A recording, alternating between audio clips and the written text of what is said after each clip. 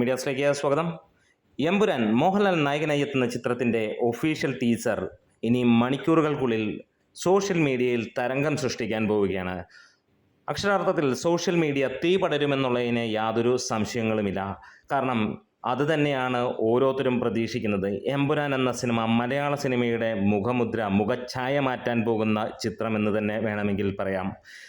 വലിയ നാളത്തെ ചിത്രീകരണത്തിന് ശേഷം വലിയ ബഡ്ജറ്റിൽ വന്ന ഈ ഒരു സിനിമ മലയാള സിനിമകളിലെ എല്ലാ റെക്കോർഡുകളും തകർക്കപ്പെടുമെന്നുള്ള വിശ്വാസമാണ് ഈ സിനിമയെ മുന്നോട്ട് കൊണ്ടുപോകുന്നത്. ഇന്ന് ടീസർ റിലീസാകുമ്പോൾ നമുക്ക് സോഷ്യൽ മീഡിയയിൽ കിട്ടുന്ന റെസ്പോൺസ് എന്തെന്ന് വെച്ചാൽ ഒരു പടം റിലീസാകുന്ന തരത്തിലുള്ള റെസ്പോൺസാണ്.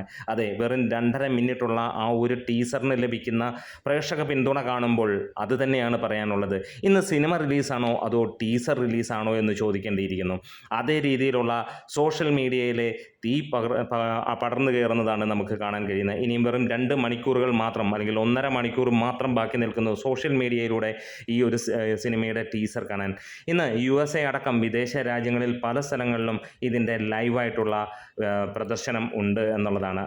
ചരിത്രത്തിൽ ആദ്യമായിട്ട് അമേരിക്കയിൽ വെച്ച് ഈ ഒരു സിനിമ അല്ലെങ്കിൽ ഒരു മലയാള സിനിമയുടെ ടീസർ പ്രദർശിപ്പിക്കുന്നു എന്നുള്ളത് തന്നെ അതും ലൈവായിട്ട് വരുന്നു എന്നുള്ളതാണ് ഏറ്റവും ഹൈലൈറ്റ് ആയുള്ളത്.